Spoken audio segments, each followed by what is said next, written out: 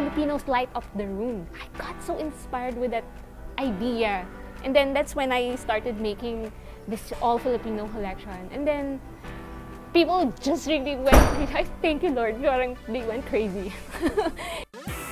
Embrace what makes you unique. Know what it is that you personally offer. I need to know more. I need to learn more. It's a growing thing. If you know more, then it's great. You know, it's your advantage. Don't ever have anybody telling you who to be, how to become, what to do. I believe that when your intentions are really pure, all the more that the universe conspires to help you fulfill your dreams. The best way to learn about culture is through food. Once you unlock the flavors of the Philippines, arts, music comes after. I think in this kind of profession, it's perseverance and talent, and it has to have like a calling din na parang the universe conspires. Hindi lang parang dahil may talent, may perseverance, dapat talaga there are signs that would really lead you going there. Kasi sabi ko noon, o sige, kung pumasa ako ng clothing tech in UP, baka doon talaga ako. Pero kung hindi, I will never go to that side again. I took up the clothing technology because I want to be the designer, but I was iffy nung I got pregnant. So I keep joining competitions. Yun yung release ko din of the creative ideas. Doon ka, when I hear about a theme, doon ako na-excite na ano. So, 12 years akong nagsasasali, hindi ako nananalo, okay? laban, grabe. I joined Fashion Week Brooklyn's contest na naghanap sila ng designers who they will sponsor the show. And then after a month, they just send me an email. So we chose you to win. And sabi ko, anong winin ko? I mean, hindi pa ako nagde-design. Parang pinakita ko lang yung portfolio ko. And then they said, no, we want that same collection you submitted to show in New York. Wow. The universe gave me that chance again. So it was my first show and like, ang galing na. It was so exhilarating. I couldn't get a runway show in the Philippines, and it was my first show was here in New York. Came so fast when you got the opportunity, and dapat i-grab mo ng i-grab. Yung momentum never, parang pag nandiyan yung momentum, go nang go. I had that show that, okay, our kababayan went crazy because I started making something naman of our own, and I really collaborated with the different tribes. Talagang pahirapan sa pagre-research, pero talagang when I was making it, I was getting so emotional because it was from my first New York show that I got so inspired representing my heritage, representing my country.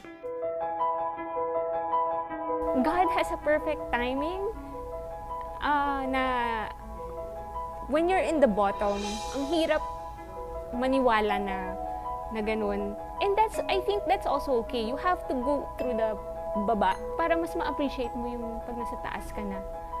Kasi kung parating ka nasa taas or ano, na hindi mo na-appreciate eh. It came to a point sometime na I only had like 100 pesos to last a week. And then kaya mga parang, oh my God, ang yagit. Kumawa naman gabi.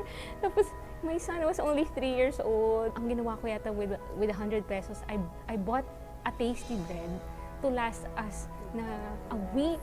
Ganyan. Nahihiya din naman ako sa family ko na manghingi.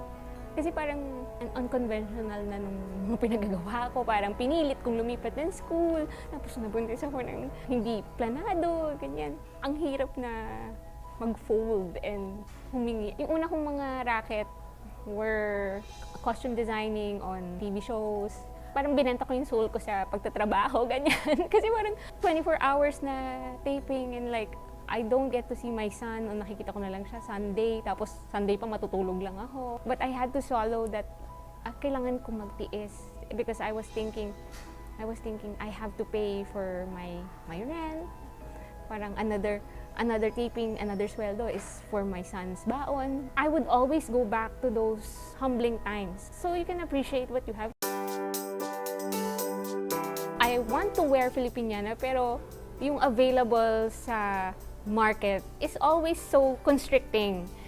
It's so formal na, I mean, of course, Filipiniana is a formal, pero parang it doesn't fit my personality, it doesn't fit yung parang inisip ko, yung mga bata, kahit i-oblige mo silang magsuot, they don't feel happy wearing it. And dapat yun yung ma-break na barrier. Na, kasi nagsa-start yun sa new generation eh. Dapat yung pagmamahal sa kultura, nagsisimula, bata pa lang. Praying, universe, this momentum of the modern Filipiniana clothing will continue. Definitely something more exciting and magugulat kayo. Charot, hindi.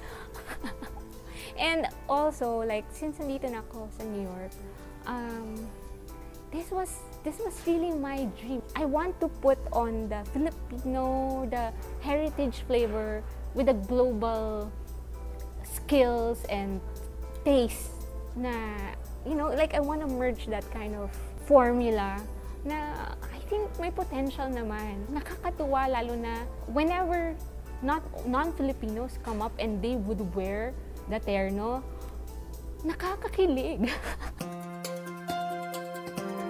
I think always have a good heart. I think the universe listens to those who I'm feeling good heart.